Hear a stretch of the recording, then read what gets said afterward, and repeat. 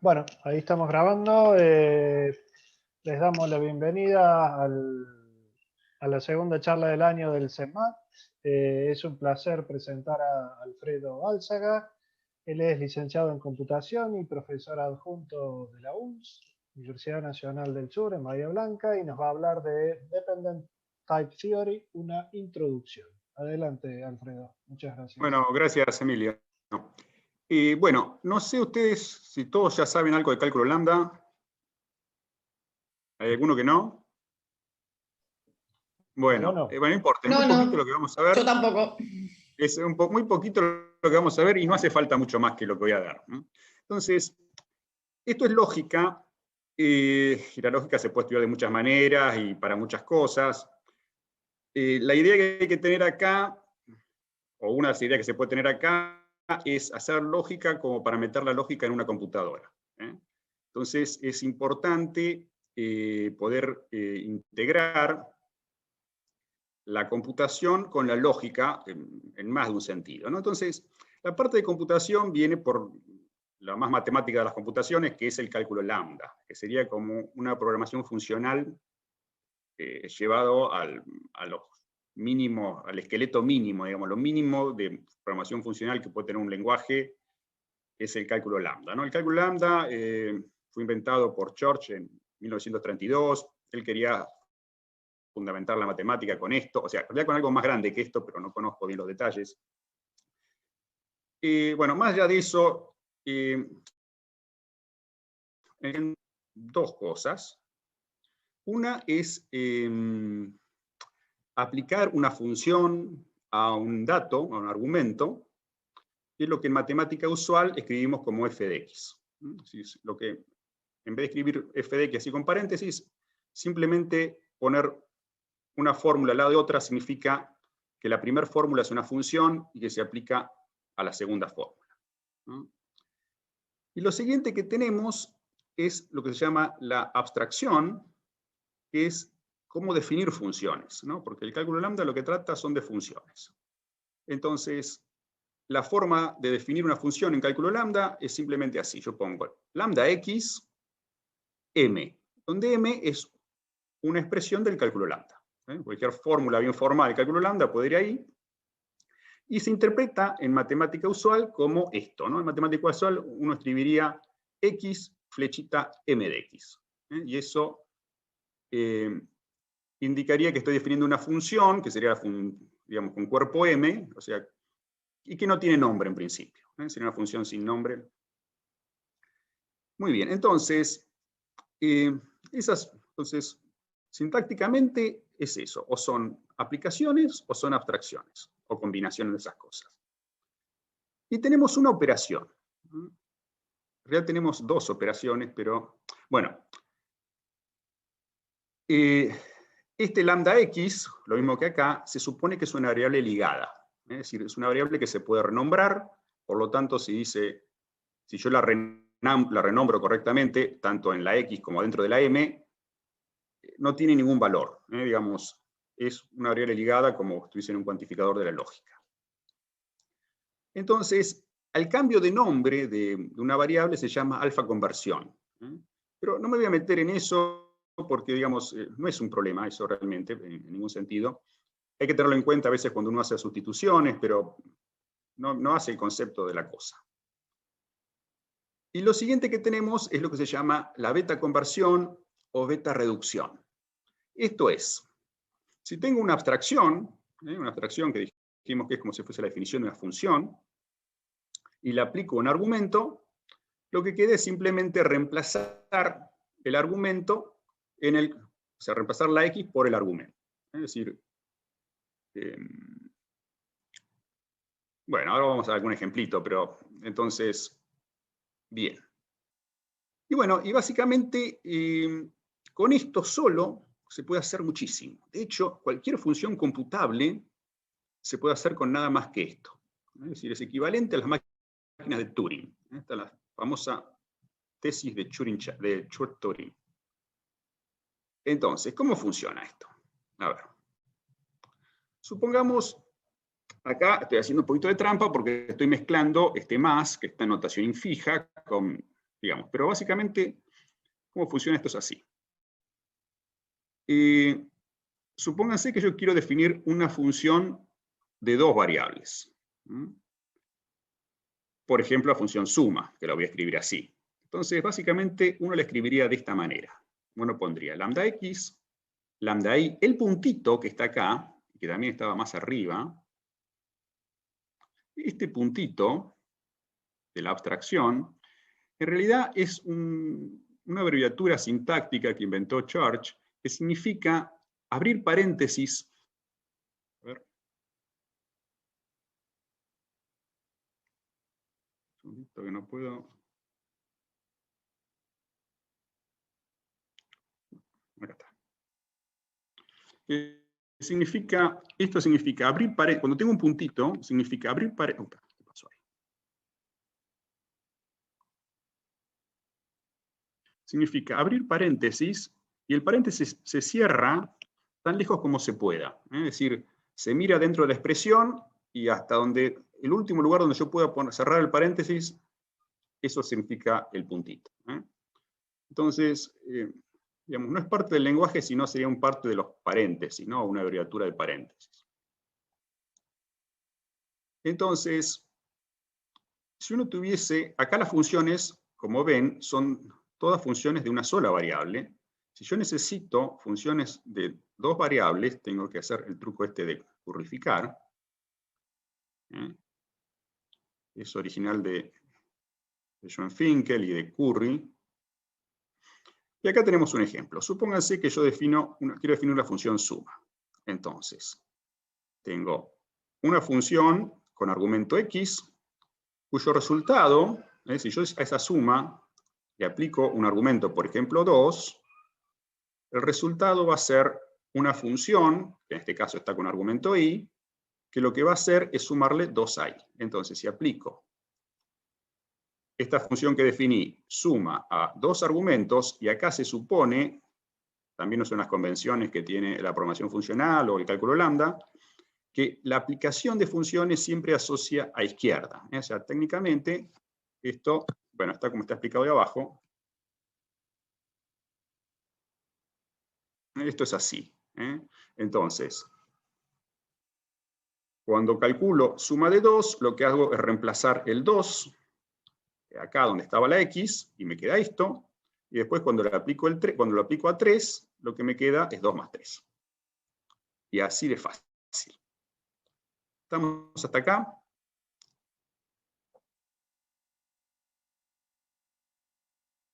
Bien. Cualquier duda, párenme, porque supuestamente esto es muy elemental, ¿eh? Todo bien, por ahora, todo bien. Todo bien, bien.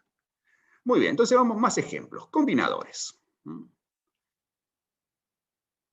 Si no hay variables libres, es decir, tenemos lambda cálculo puro, los llamamos combinadores. Por ejemplo, acá yo tendría una variable libre, que yo el más, es mi variable libre, digamos, estoy basando en una función o algo que está definido de antes. Entonces tenemos, por ejemplo, Curry definió muchos combinadores. Los más importantes son estos tres.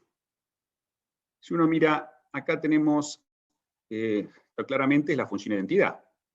¿Está bien? Es la función que si le dan un argumento, devuelve el argumento así como está.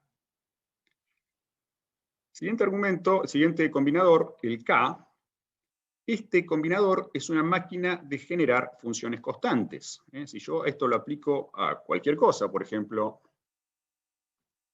a un número, o una constante, pero digamos yo hago K aplicado a 2, ¿esto qué va a dar? Y bueno, va a dar lambda i punto 2. O sea, va a ser una función que cada vez que le pasen cualquier argumento va a devolver 2 de prepo y listo. Y hay otro combinador, el S, que esto está a modo de ejemplo, no es que nos va a servir de gran importancia para lo que vamos a ver adelante, pero está bueno el ejemplo. Combinador S, que toma, como vemos, 3 argumentos. El último es el Z.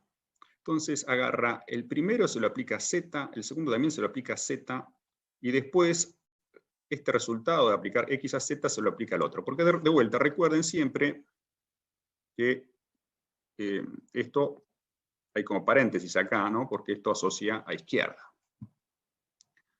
Muy bien. Entonces, Curry probó que con solamente dos combinadores, con el S y K, se puede hacer todo lo que se puede hacer con cálculo lambda. Es decir, cualquier función, cualquier otro combinador que uno pueda escribir en cálculo lambda, es equivalente a combinaciones de S, K y paréntesis. Agrupando S y K con paréntesis como corresponde, uno puede hacer cualquier cosa que hace el cálculo lambda y por lo tanto cualquier cosa que hace una máquina de Turing. Esto también es equivalente a cualquier cosa, a funciones computables. Nada más con estas dos letritas. Bueno, y por eso tendríamos una nota. Bien, ¿qué más podemos hacer con esto? Veamos.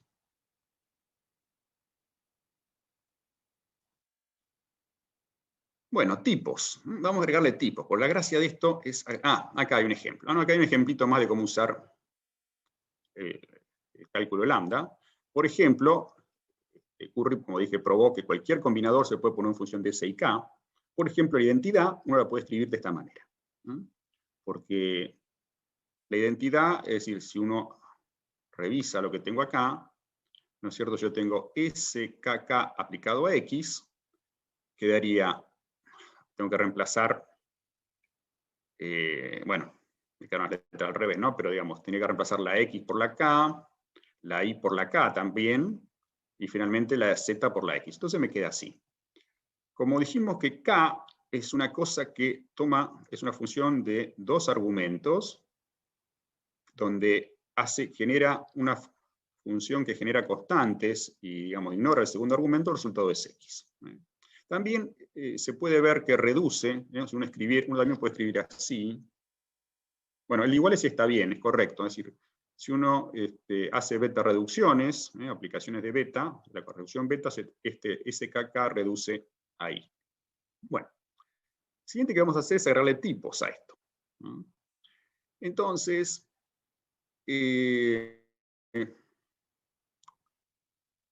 por ejemplo, tenemos la función suma.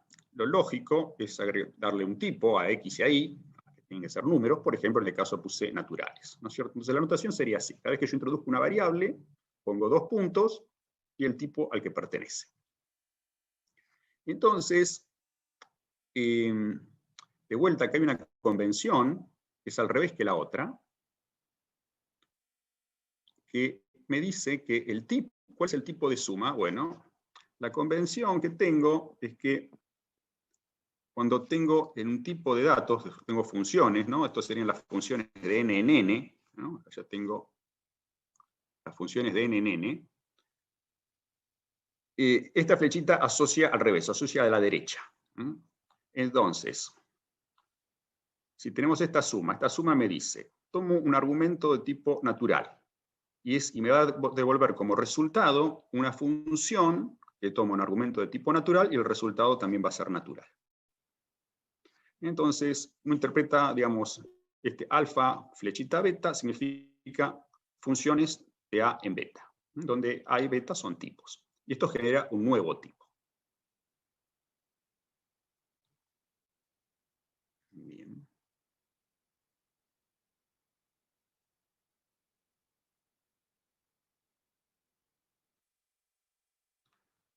Muy bien. Bueno, digamos, esto básicamente estoy utilizando la notación de Pascal acá, si uno se pone a ver, ¿no? En Pascal uno escribiría una función suma, estoy diciendo los tipos de los argumentos y el tipo de resultado, y es básicamente lo que estoy haciendo, ¿no? Entonces, es prácticamente lo mismo que hacemos en computación cuando le calculamos un tipo, una expresión, es decir, cada vez que introduzco una variable tengo que decir de qué tipo es, y la computadora no tiene mayor problema en calcular los tipos de cualquier expresión compuesta, esas cosas. Entonces, podemos escribir las reglas para ponerle tipos a las expresiones del cálculo lambda. Y reglas como esta, ¿no? Reglas, uno escribe así un tipo sintaxis de la deducción natural, perdón, de la cálculo de secuentes, o la deducción natural. Entonces, por ejemplo, yo digo que si M es una función que va de alfa en beta, y n es de tipo alfa, claramente cuando yo aplico m a n, el resultado va a ser de tipo beta. Como ven, acá no hay ningún misterio. De la misma manera, es decir, como ven, son ideas muy simples, no hay nada todavía. Vamos a ir a alguna cosa un poquito más difícil, ¿no? Pero por ahora es muy fácil. De la misma manera, si suponiendo que x es de tipo alfa, m resulta ser de tipo beta, entonces la abstracción lambda x.m es de tipo alfa en beta. Es decir, porque cada vez que le reemplacemos x por algo que sea de tipo alfa, el resultado va a ser de tipo beta. Muy bien, entonces, el ponerle tipos al cálculo lambda viene en dos gustos, ¿no? Es decir, uno es a la church, que es este, es decir, cada vez que introduzco una variable le pongo el tipo, y el otro gusto es a la curry, que es escribir la expresión y después ver qué tipo le podemos poner. Entonces, supongamos que tengo la identidad. ¿Qué tipo le puedo poner la identidad? Bueno, si x puede ser un tipo cualquiera, entonces la identidad me va a llevar del tipo alfa en el tipo alfa. Ya está ahí, muy sencillo. Claro, y acá voy a barrer un poquito de tecnicismo bajo la alfombra por un rato, por lo menos, y en realidad yo tendría una función identidad para cada tipo alfa. Entonces, técnicamente tendría que escribir i sub alfa. Yo muchas veces no voy a escribir ese alfa y después para simplificar el trabajo, ¿no es cierto? Bueno, siguiente caso. Si tengo el combinador K, ¿no? El combinador K, bueno, tiene dos argumentos. Vas a suponer que uno lo llamo tipo alfa y otro lo llamo tipo beta. ¿Y el resultado de qué va a ser? El resultado es el tipo de X. Así que el resultado de esto tiene que ser alfa. Por lo tanto, tipo de esto, el tipo del combinador, va de alfa en beta en alfa. Muy bien. Hagamos el mismo ejercicio con el combinador S.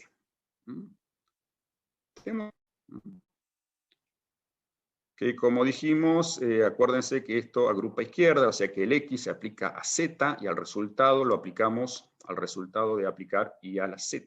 Aplicar Y a Z. Bien, entonces, si yo quiero asignarle tipos a esto. Entonces, Z en principio podría ser de cualquier, queramos, alfa. Y es algo que yo voy a aplicar a Z. Aquí también, ¿no? Pero Y es algo que voy a aplicar a Z. Entonces, tiene que ser de algún tipo que su dominio va a ser una función cuyo dominio va a ser alfa y el codominio va a ser algo que todavía no sé lo que es, así que lo voy a poner de nombre beta y digo que Y es de tipo beta. Perdón, Y es de tipo alfa en beta.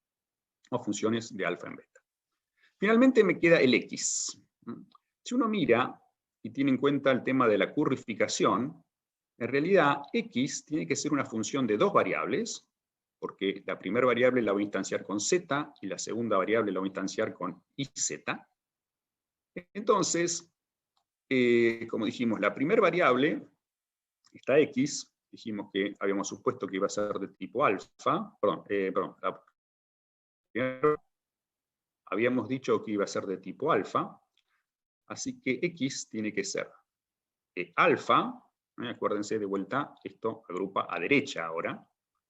Entonces, el primer argumento es de tipo alfa, el segundo es el resultado de haber aplicado I a Z, que dijimos que eso tiene que dar de tipo beta, por lo tanto X tiene que ser del tipo alfa, implica beta, implica algo, que voy a poner de nombre gamma. Entonces, en general, entonces, ahora armo todo, digamos, tengo el combinador S y como subíndice le pongo los tipos, y este sería el combinador completo, ya con indicado en cada variable qué tipo es. Y por lo tanto, el combinador completo, acá me faltaron los dos puntos, esto lo corregí hace un ratito, se me comió.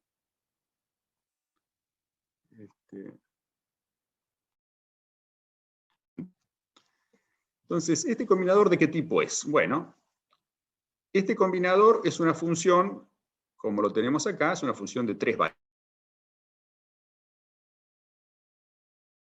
beta en gamma, la segunda variable de alfa en beta, la tercera variable de tipo alfa, y el resultado final es de tipo gamma.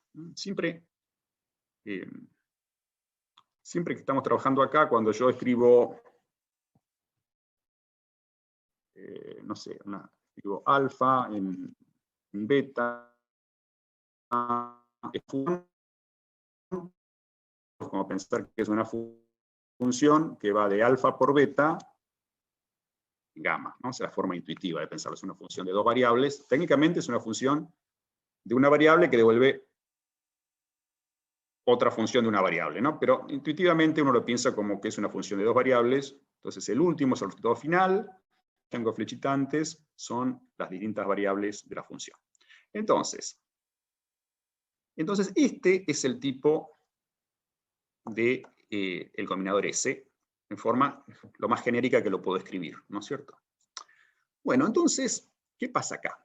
Curry observa, y esto está, algunos ponen la cita del Curry en Face de 1958, pero ya hay un paper de 1934, donde él observa que si uno mira estos tipos, por ejemplo, bueno,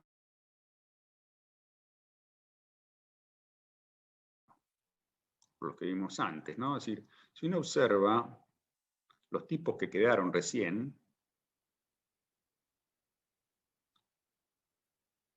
por alfa, y yo pienso la flechita esta como un implica de la lógica proposicional, acá me queda alfa implica alfa. Acá me queda alfa implica, y de vuelta, acuérdense que esto asocia a la izquierda, así que sería así, ¿no? Alfa implica que beta implica alfa. Y las dos son sentencias del cálculo proposicional completamente válidas, ¿no? Es decir, son teoremas o axiomas del cálculo proposicional. Y con el Z y con el S pasa lo mismo.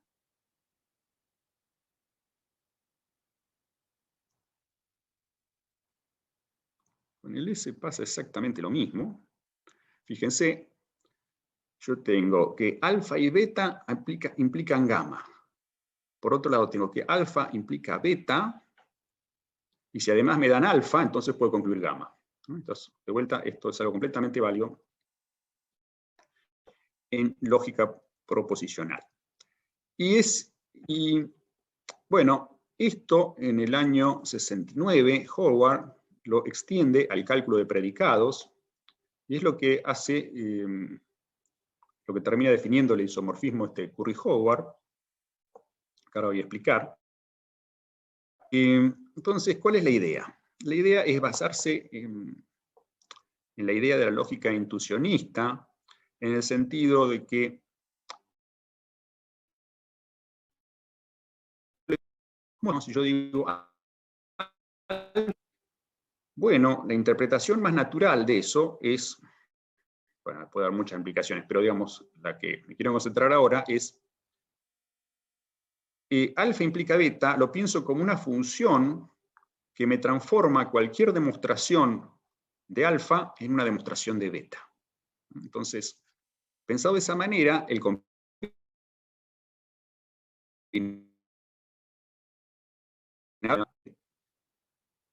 ¿qué toma? Yo pienso que X, interpreto a X como una demostración de alfa y a Y como una demostración de beta. Entonces, dadas una demostración de alfa y de beta, puedo sacar una demostración de alfa, que es simplemente copiar la demostración de alfa acá. Entonces, por lo tanto, el combinador K es una demostración de que, dada cualquier, digamos, la existencia de esta función, que yo puedo hacer una función de dos variables y que me retorna alfa, tipo alfa, entonces lo que voy a hacer es interpretar la existencia de esa función, o mejor dicho, la función, como una demostración de esta sentencia lógica. Entonces, lo que vamos a hacer en este isomorfismo es identificamos de la lógica como tipos de datos.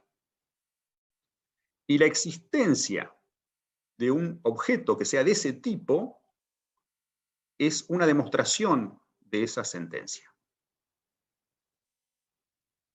Entonces, en este caso, la función que corresponde definida de esta forma es la demostración de esta proposición del cálculo de caso sería de la lógica proposicional. Muy bien, entonces, hagamos otro ejemplo, ¿no? Supongamos que yo quiero demostrar esto, ¿no? Que si P implica Q implica R, y de vuelta acuérdense que estoy asociando a derecha, ¿no? Entonces Q implica P implica R, ¿no? Es decir, P está R. Bien, entonces, para demostrar esto, yo necesito producir una función que sea de este tipo. Entonces, ¿cómo lo hago? Bueno, yo quiero de este tipo en este tipo. Entonces digo, sea f una función del tipo P implica Q implica R. Y entonces digo, voy a generar una función con argumento i, que voy a suponer, bueno, con argumentos y x, están al revés acá, fíjense, bueno. Entonces, i va a ser de tipo q, y el resultado va a ser tomar la función que me dieron a mí, que es la f, y se le aplico a los argumentos dado vuelta. Entonces, donde decía i, digamos, acá originalmente el primer argumento era de tipo p y el segundo de tipo q, acá los doy vuelta, y con eso consigo una función que voy de q y p en R. ¿Estamos hasta acá? ¿Quieren hacer alguna preguntita?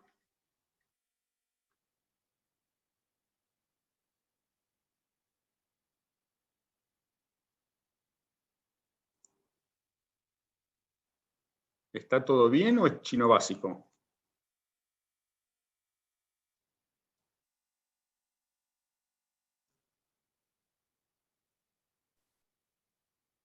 Acá va bien.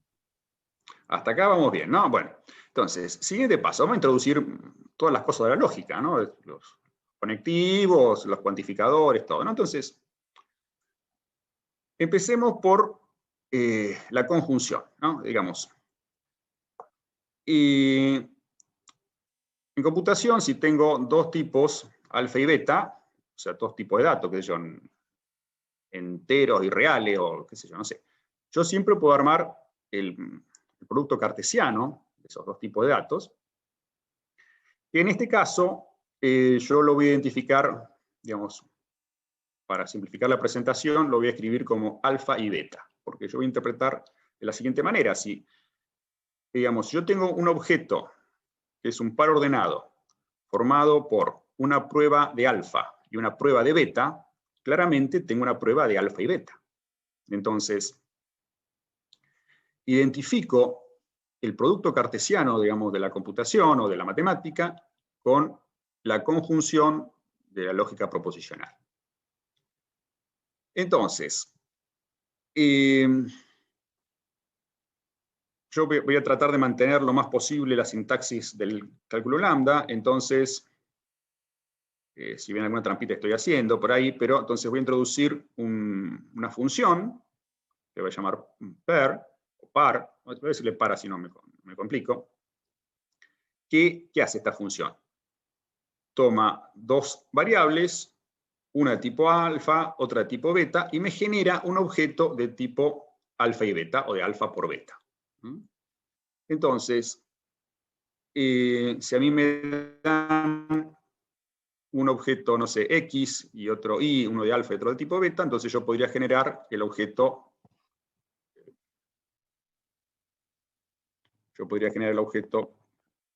par de, qué sé yo, de XY, y que este objeto sería de tipo alfa y beta, o alfa por beta, si lo quieren escribir. Si quieren pensarlo de esa manera, así. Entonces este sería el introductor. Esto es lo que corresponde en deducción natural a digamos, la introducción del conjuntivo, la conjunción.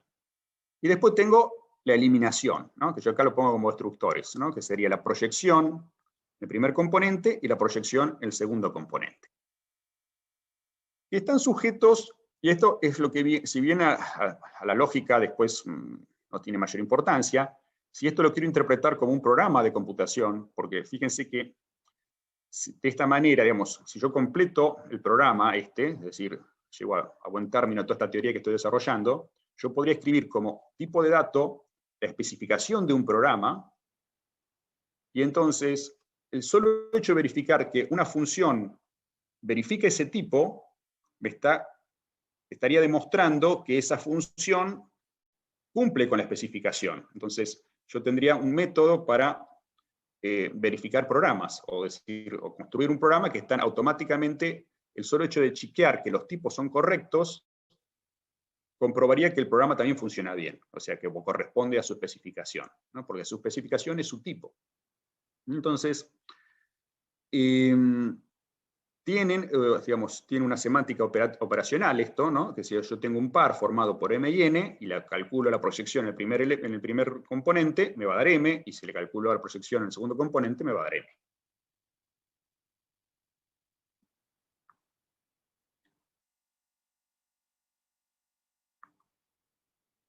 Muy bien, entonces, bueno, hagamos algún ejemplo sencillo para ver cómo se usa esto. Por ejemplo, esto de vuelta claramente es una proposición válida de la lógica proposicional, pero ¿cómo sería una demostración acá de esto?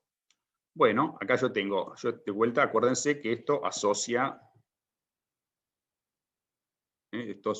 a izquierda, a derecha digo, ¿no? Es decir, los tipos asocian a derecha, las aplicaciones asocian a izquierda. Entonces, pero de vuelta, esto se interpreta que si yo tengo que P implica que Q implica P y Q. Entonces,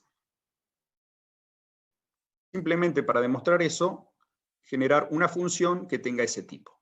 Entonces tengo acá una función que toma un primer argumento de tipo P, un segundo argumento, bueno, acá está todo mal. Está todo mal. Esto sería, vamos a escribirlo bien, lambda x, tipo P, punto lambda i, tipo Q, y el resultado tiene que ser algo de tipo per, y acá simplemente pongo xi. Esto está mal porque estoy mezclando P, que es un tipo, con X, que es un dato. ¿No? X es la demostración de P, no es P. Esto está mal. Bien. Otro ejemplo, que lo llamo recíproca, pero digamos que es así. Si yo con P y Q puedo probar R, entonces con la conjunción de P y Q también puedo probar R. Porque de vuelta, acuérdense que esto asocia así, ¿no? Entonces, tengo... entonces voy a suponer, ¿qué es una demostración de esto? De vuelta, esto es una implicación, entonces necesito una función que me mande un argumento de este tipo en algo de este tipo. Entonces, voy a suponer que a mí me pasan una función f, de tipo P implica Q implica R, y voy a devolver una función que tiene un argumento, que tiene que ser de tipo P implica Q, y necesito devolver algo que sea de tipo R. ¿Cómo construyo algo de tipo R? Bueno, simplemente aplicando la función f a cosas que sean de tipo P y de tipo Q. Entonces, la cosa de tipo P va a ser la proyección izquierda, digamos, del primer componente de T, y la de tipo Q, la proyección sobre el segundo componente. Bueno, y acá otro ejemplo, no me quiero demorar mucho, sino voy a poder terminar.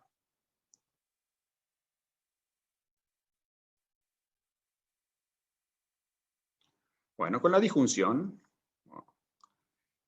bueno, al OR, digamos, del cálculo proposicional, le corresponde la unión disjunta. En computación existe la unión disjunta, el problema siempre es cómo distinguir si estoy de un lado o del otro, pero en punto de vista matemático,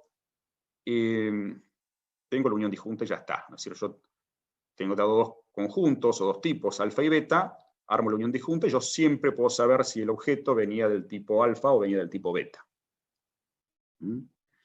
Entonces, de nuevo, esto remeda a la lógica en forma de la deducción natural.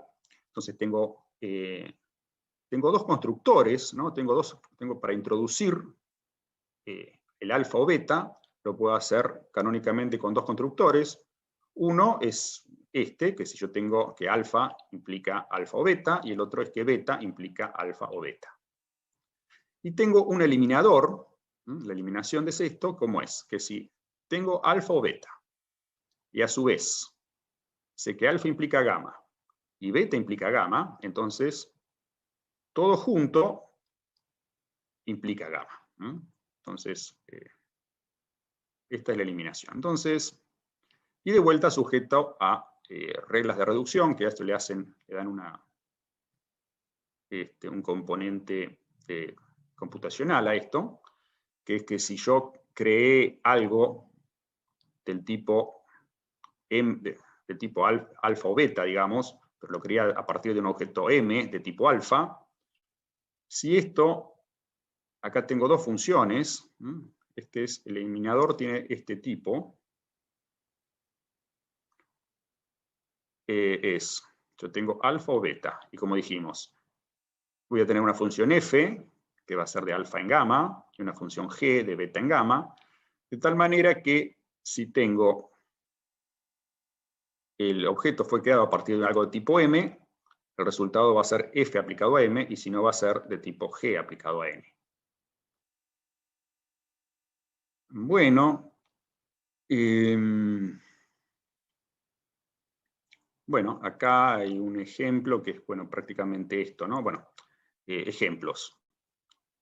Si yo quiero construir, yo quiero probar que P implica Q, entonces P o Q, entonces una demostración es que si tengo una función lambda, perdón, una función donde tomo X de tipo P, simplemente utilizo el constructor para construir algo de tipo P o Q y ya está. Un poquito más complicado es esto, ¿no? Si yo tengo P implica R, y sé que Q implica R, entonces P o Q también van a implicar R. Entonces, ¿cómo es? Bueno, a mí supongo que me dan una función que me traduce cualquier prueba de P en una prueba de R. Lo mismo con la G, esto va de Q en R. Entonces, por lo tanto, si me dan algo de tipo P o Q, yo aplicando el eliminador del OR, que el eliminador de OR funciona de acuerdo a a esto, yo necesito aplicárselo a una función que sea, en este caso, alfa en gamma, o en este caso sería de P en R, y otra función de Q en R, y me va a devolver algo que es de tipo R. Entonces, simplemente esto sería una demostración de esto. Hay que pensar acá que en realidad estas demostraciones están pensadas para que las lea más una computadora que un ser humano, ¿no es cierto? Es decir, yo podría escribir una demostración en deducción natural, con esos arbolitos que hago en deducción natural, y probablemente sea más comprensible, pero para una computadora chequear el tipo de esta función es algo trivial. La negación. Bueno, del punto de vista intuicionista, la negación se interpreta así, ¿no? La interpretación, es decir, no P equivaldría a que P implica falso. Y en esta teoría yo estoy pensando que falso es una proposición sin habitantes, es decir, una proposición que no tiene demostraciones, es decir, los habitantes, o sea, los miembros de un tipo son demostraciones de ese tipo. Y bueno, la única regla de eliminación es que falso implica cualquier cosa. Es decir, para cualquier alfa, o sea, para cualquier proposición, si yo tuviese probado falso, queda probado. Entonces, por ejemplo, si quiero probar que P implica no P, y bueno, esto en intuicionismo se puede probar, los intuicionistas, La recíproca es la que no se puede probar, ¿no? Si yo quisiera probar la recíproca, necesito agregarla como axioma, no la puedo deducir así como está. O podría utilizar el axioma de tercero excluido, que también lo tengo que agregar. En esta teoría que estoy dando, estoy haciendo intuicionismo, pero podría agregar como axiomas lo que me falta para hacer lógica clásica también. Entonces, por ejemplo, quiero probar esto. ¿Cómo hago? Bueno, entonces, para empezar, hago esta observación, ¿no es cierto? P implica no Q. Lo puedo pensar como P implica... ¿qué implica? Es decir, este no P en realidad es que P implica falso.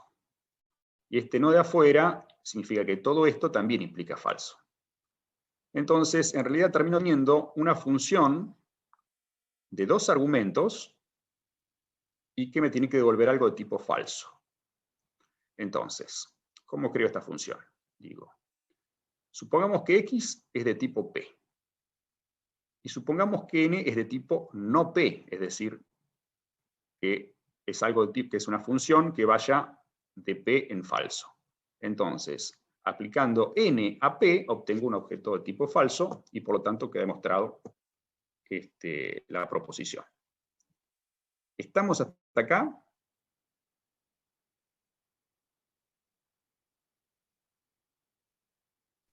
Sí, todo bien.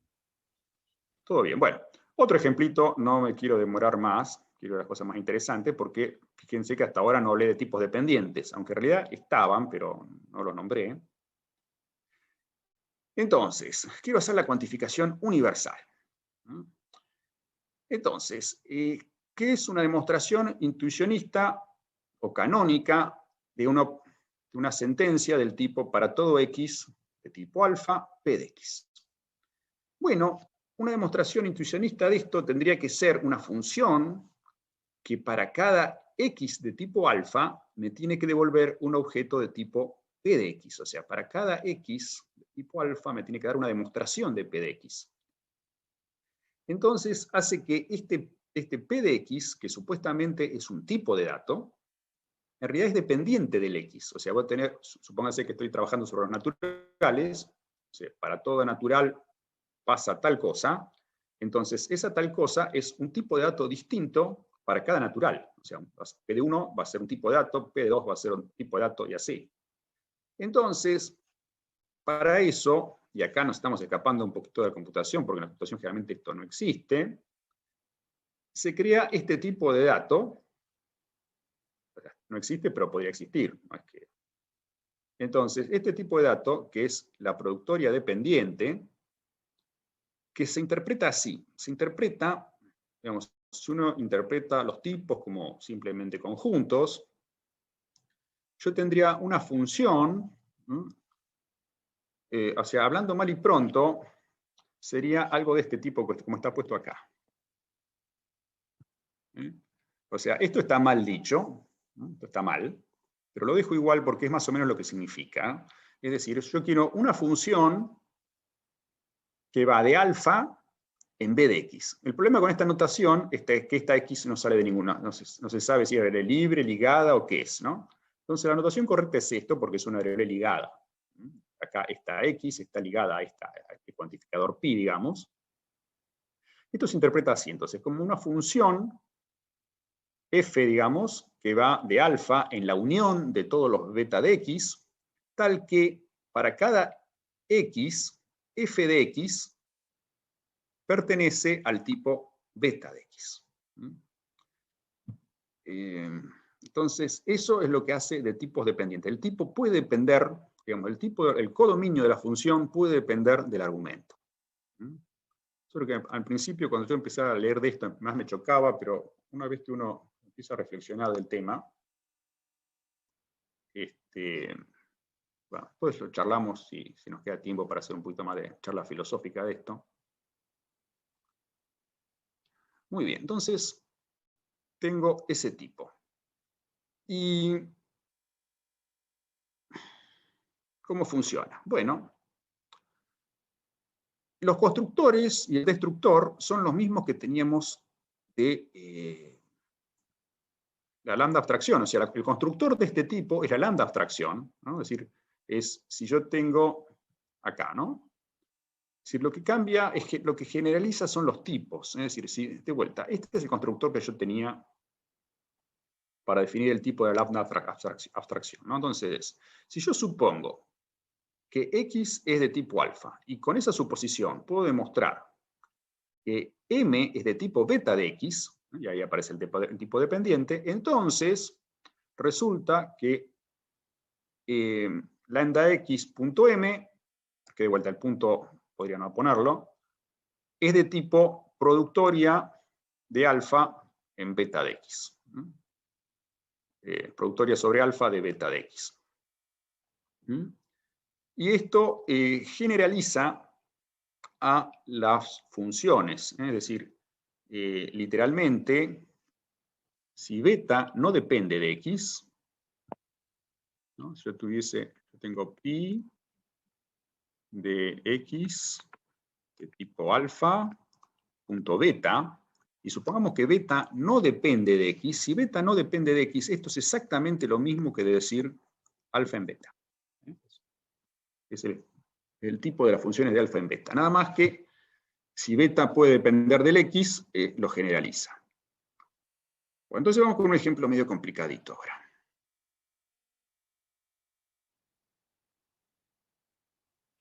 Bueno, en realidad, matemáticamente es trivial, pero darse cuenta de todo lo que hay acá. Bueno, entonces, supónganse que yo quiero definir nociones de antisimetría y de reflexividad, y todas esas cosas sobre relaciones, ¿no? Entonces yo digo, una relación sobre un conjunto X, para mí, ¿qué es? Es una función proposicional de dos variables. Es decir, es algo que toma dos argumentos de tipo X y el resultado va a ser una proposición que después interpretaré como verdadera o falsa, según si esas cosas X e Y, digamos, pertenecen o no a la relación. Entonces, si para mí esto la definición es el tipo de una relación, ¿no? Las cosas que son relaciones sobre X, yo podría esto generalizarlo, hacer decir R sub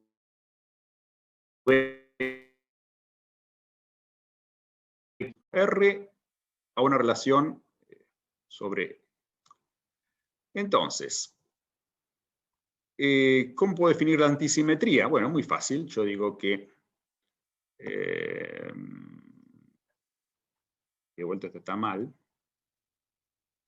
No, no está mal, está bien. No, pero digo R. Pero no estoy diciendo que R sea el tipo, ¿no? Estoy diciendo que R es de tipo X en prop, en proposiciones. Entonces eso está correcto. Entonces, para cualquier R que sea proposición, yo digo que la relación es antisimétrica si para cualquier par de números X e Y, R de X, Y implica no R de IX. Significa que sea antisimétrica. De la misma manera puedo definir que una función es irreflexiva, perdón, una relación es irreflexiva, si, de vuelta, una relación R es irreflexiva si para todo X no RXX. Entonces, con eso puedo demostrar un teorema trivial, ¿no es cierto?, que es que toda función irreflexiva es antisimétrica.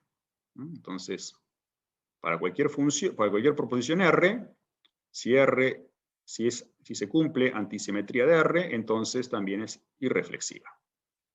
Y la demostración es simplemente este renglón. En realidad, si uno lo piensa, reducido a lo que es la lambda expresión, es solamente este cachito. Es nada más que este cachito. Ahora darse cuenta, de vuelta, para la computadora es trivial verificar que todo esto está bien. A nosotros nos va a costar un poquito más. Entonces, ¿cómo es esto? Yo quiero probar este teorema.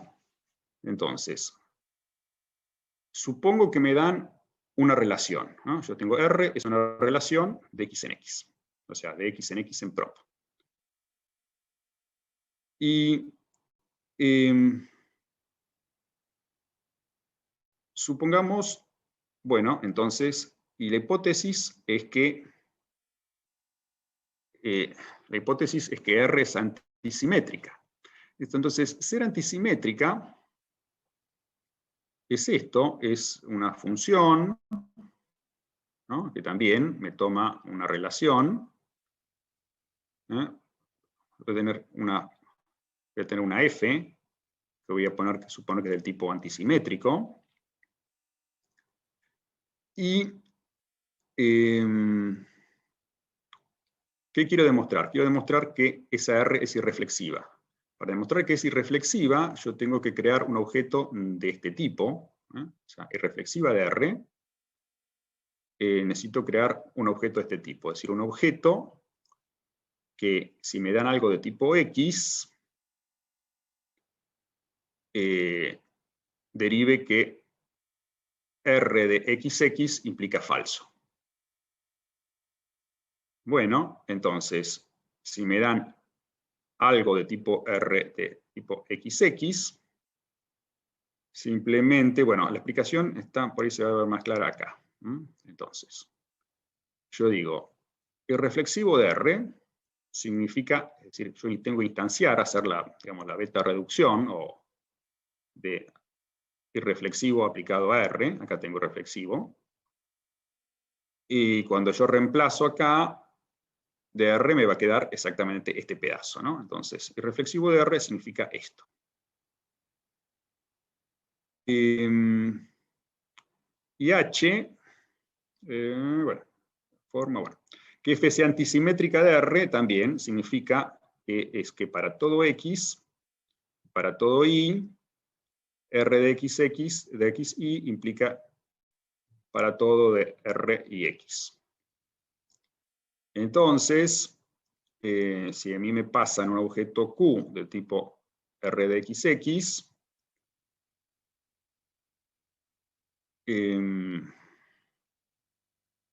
bueno, entonces voy a tener acá, yo quiero calcular, en realidad quiero calcular el tipo de esta expresión que tengo acá, ¿no? Entonces, ¿qué es f de XX? F de XX es a esto que tengo acá, instanciar la X y la Y con XX, o sea que me va a quedar R de XX implica no R de XX. Si a eso le aplico un objeto de tipo Q, que es R de XX, me va a quedar esto. Y si se lo vuelvo a aplicar a un objeto de tipo Q, que también es R de XX, me va a quedar falso, que es lo que yo quería. Bueno, el asunto, bueno, no voy a... Después le voy a pasar esto por si lo quieren leer y estudiarlo con más cuidado. Pero, no, bueno, de la misma manera, el cuantificador existencial. Bueno, entonces, de nuevo, ¿cómo es una demostración canónica, digamos, desde el punto de vista intuicionista, de que existe X de tipo alfa, P de X? Bueno, básicamente sería exhibir un testigo de tipo alfa y una demostración que ese testigo es correcto, ¿no es cierto?, de que P se cumple en ese testigo. Entonces, para eso, de nuevo, se crea este tipo de dato. Todo esto está en el paper de Howard, de 1969, que en realidad no está publicado hasta 1980.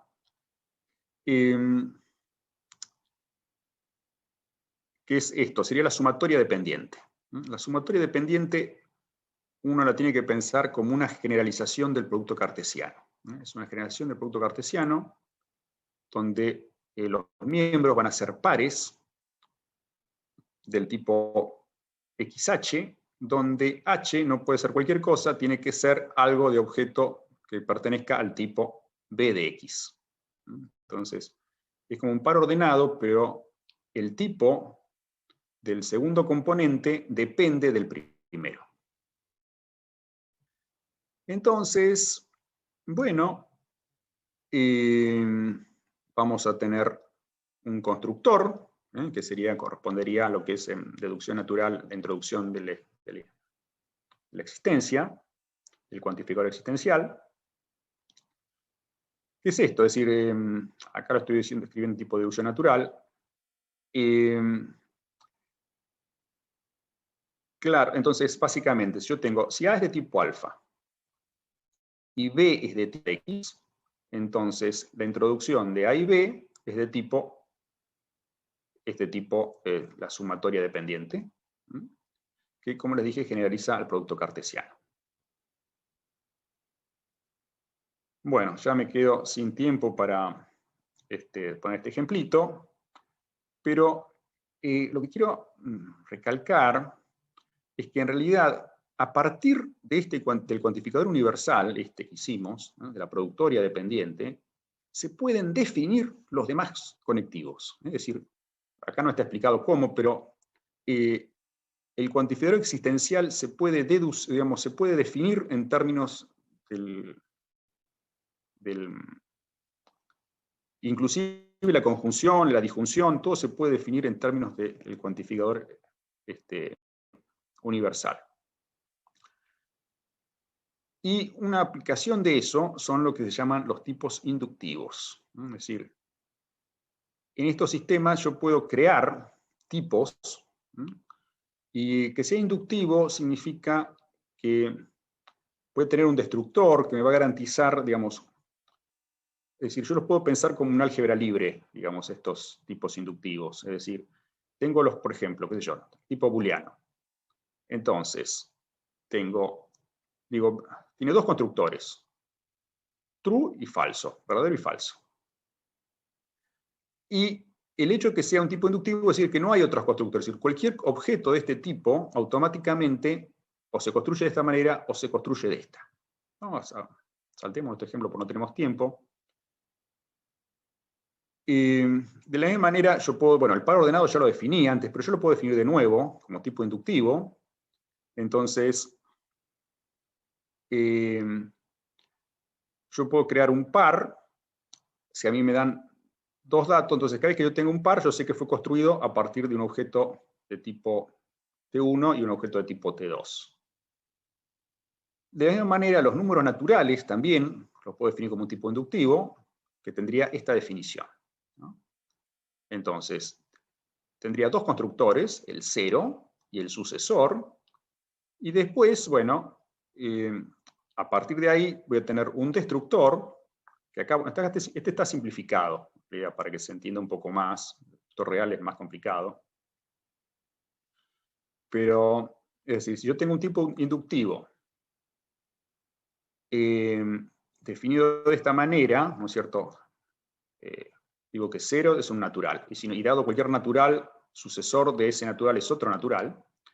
Bueno, automáticamente se genera este destructor, ¿no?, que tiene este tipo, es decir, me dan un número natural. Cada vez que me den un número natural, me dan algo de tipo gamma, que esto va a ser el resultado que va a devolver el constructor cuando el natural sea 0, ¿no? Es decir, ¿qué tengo que hacer cuando el natural es 0? Gamma. Y esto es lo que me va a representar la inducción. Si el natural no es 0, bueno, ¿qué hago? Calculo, yo necesito que me pasen una función que va a tener dos argumentos. Uno va a ser un número natural y otro va a ser una función de gamma en gamma. Entonces, si a mí no era 0, sino que es el sucesor de n, yo voy a agarrar esta función que me dieron, esta función, digamos, f, y se la voy a aplicar al n, que tenía acá, y recursivamente, digamos, va a tener dos argumentos, un argumento que va a ser el n, o s de n, según las versiones, y acá viene la parte recursiva. Calculo de vuelta el recursor de los naturales en qué tengo que hacer cuando... capaz que está mal. No, está bien. Este n es el primer número, que es el argumento que es el natural. ¿Qué tengo que hacer si n llega a ser 0, que es el c, me venía de arriba, y de vuelta le paso la f para que me lo pase de esta manera? Entonces, de esta manera puedo definir, por ejemplo, las sumas. Digamos, puedo definir la suma de naturales simplemente con esta fórmula que, de vuelta, para el que no está acostumbrado puede ser medio difícil de ver, pero para una computadora es trivial ver que está bien definido. Bueno, no tengo más tiempo, pero acá tengo, después les paso el PDF, estos código LIN, es un Proof Assistant, donde acá estoy demostrando las propiedades asociativas y conmutativas de los naturales, ¿no es cierto? Como queda demostrado en esta lógica de esta manera. Bueno, se me acabó el tiempo, no sé si quieren hacer alguna pregunta, algún comentario.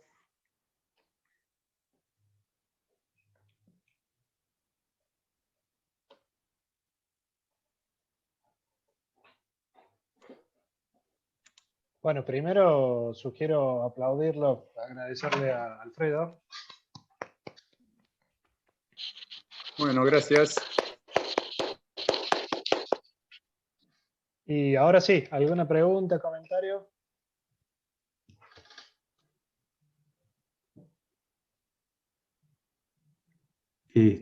Bueno, adelante. Sí. Ignacio, Mariano, ¿alguno? Desde la ignorancia supina. Vos estabas de alguna manera poniendo, no sé si confrontando o yendo en paralelo con lo que llamás la lógica intuicionista. Sí. Yo como matemático soy un gran usuario, pero un desconocedor absoluto, si se puede decir eso. Tirame un huesito.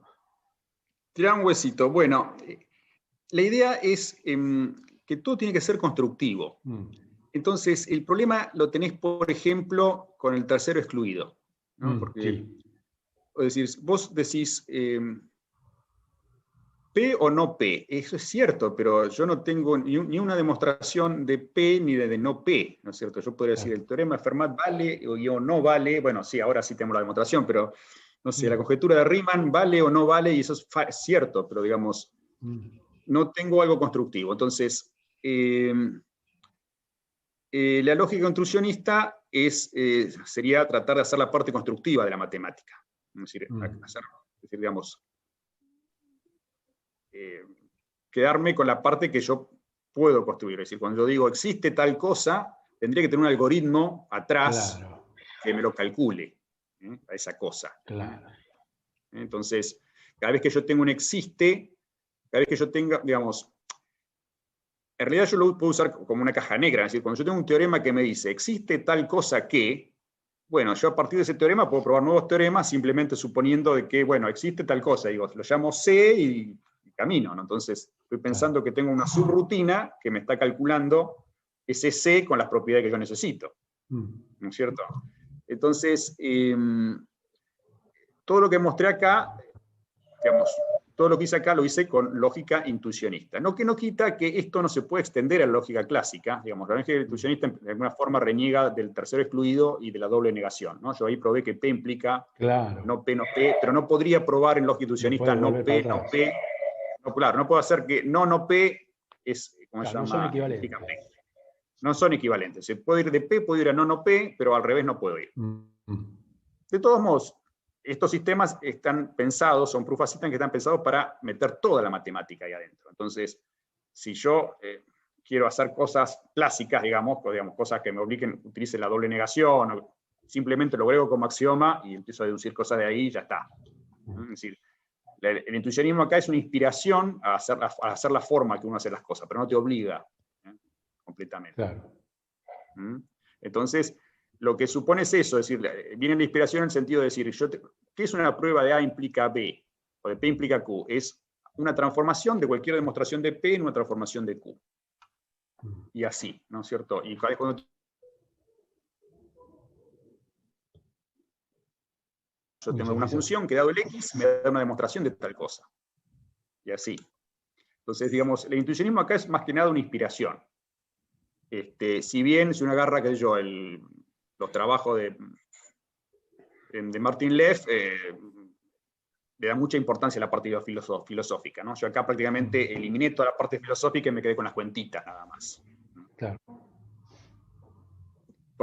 Justamente para que haya un feeling de la cosa, ¿no? Después la parte filosófica podemos hablar un rato después, ¿no? Pero yo quería que se entienda cómo es el mecanismo de esto. Claro, la computabilidad, digamos, Claro, o sea, justamente, si yo me quedo con la parte, claro, si agrego el tercero excluido y empiezo a hacer demostraciones acá, puede llegar a pasar de que obtenga una función, entre comillas, pero que en realidad no la puedo computar, ¿no es cierto? Claro. Pero si me quedo acá, sí se va a cumplir lo que yo dije, es decir, yo puedo, imagínate, o sea, esto se usa para poder meter la matemática dentro de una computadora, pero también se usa, por ejemplo, para verificar programas o para verificar hardware. Entonces, supongo que yo tengo un programa que hace algo. Entonces, no es un teorema súper difícil que yo no sé cómo hacerlo. Lo que puede pasar es que en algún detalle la pifie. Entonces, si yo construyo, digamos, el programa de acuerdo a todas estas reglas y puse la especificación bien, lo único que tiene que hacer la computadora es verificar que la especificación, digamos, que el tipo del programa corresponda con eso que es, para la computadora es trivial. Entonces, automáticamente tendría un programa verificado. Estoy seguro que el programa anda bien, antes de correrlo. Pero eso de vuelta, siempre y cuando no haga trampa usando el tercero excluido Claro. ¿cómo se llama? O la doble negación, ¿no es cierto? Pero entonces, si me quedo con esta parte, con este subconjunto, todo es operacional acá, ¿no? Es decir, cada construcción se traduce en alguna forma, algún tipo de beta reducción, digamos, del cálculo lambda. Entonces, eso terminaría siendo algo ejecutable. Perfecto.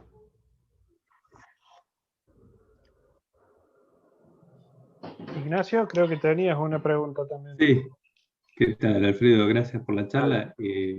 Quería saber qué estás haciendo vos. Este código lo pusiste a escribir vos, ¿qué programa estás usando? Bueno, que estoy usando, digamos, a esto en realidad fuerte le metí durante el verano. Ahora después, bueno, se acabó el tiempo, bueno, no pude avanzar mucho más. Pero estoy usando un sistema que se llama Lean. ¿Dónde está? Este acá. Que está basado en Cook. No sé si conoces Cook. Sí. Tampoco. Coq. Sí. Está basado claro, Coq, ¿no? Sería Cox, perdón, sí. Coq sería, porque es de los franceses, ¿no? Esto no hecho los franceses. Sí. Y bueno, el punto de vista lógico, digamos, el fundamento de Lean y de Coq es exactamente el mismo. Digamos, pueden pensar que Lean es una copia de Coq, de alguna forma, ¿no?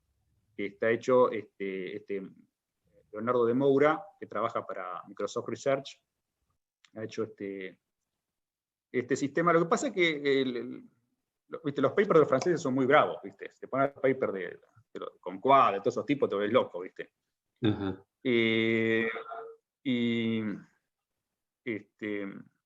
Entonces, bueno, ha surgido esto que tiene otra implementación, ¿no es cierto? Pero bueno, son muy parecidos uno con el otro, ¿no? Es decir, hay otros que también tienen la misma teoría, el NUPRL tiene está basado en la misma teoría. Y después, bueno, hay otros que no conozco, como el Agda ese. Y bueno, este código que puse acá, esto es directamente, esto es código que funciona, es decir, esto que está acá es directamente la inclusión de un archivo link que exactamente demuestra, ¿cómo se llama? La conmutatividad, acá está, bueno, que sea asociativo, las naturales son asociativos, bueno, esta es la demostración. Acá está la demostración también de la conmutatividad de los naturales, que es un ejercicio típico, digamos, de fundamento de matemática, ¿no es cierto? Es decir, agarrar los axiomas de Peano y...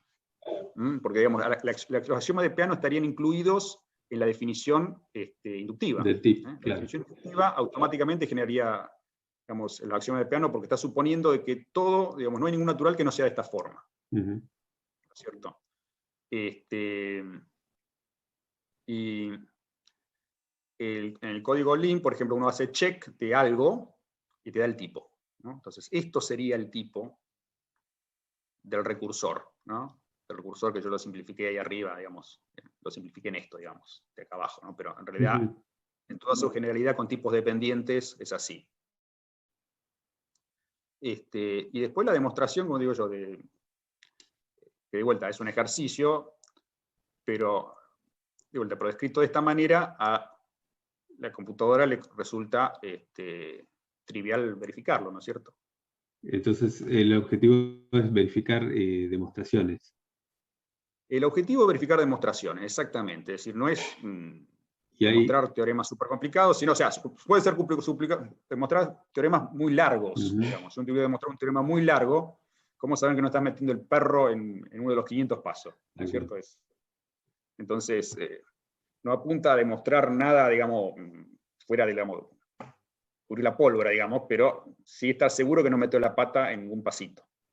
Por ejemplo, eso, digamos, por ahí para el matemático no es tan importante, pero para gente que está haciendo verificación de hardware o de software sí es crucial. Entonces se usa mucho por la gente de software, más que por lo de matemáticas.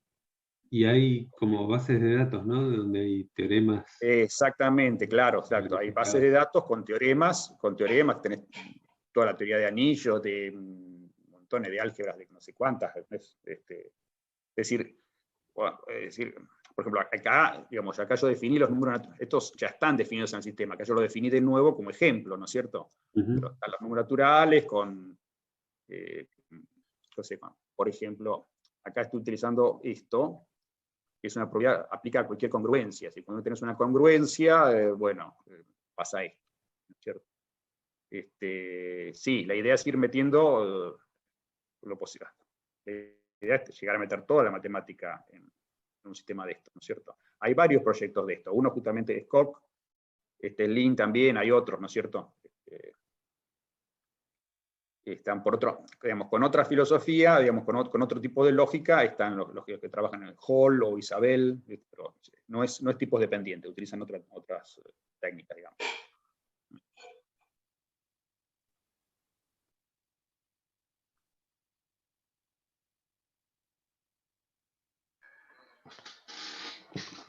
Bueno, ¿alguna última pregunta o comentario?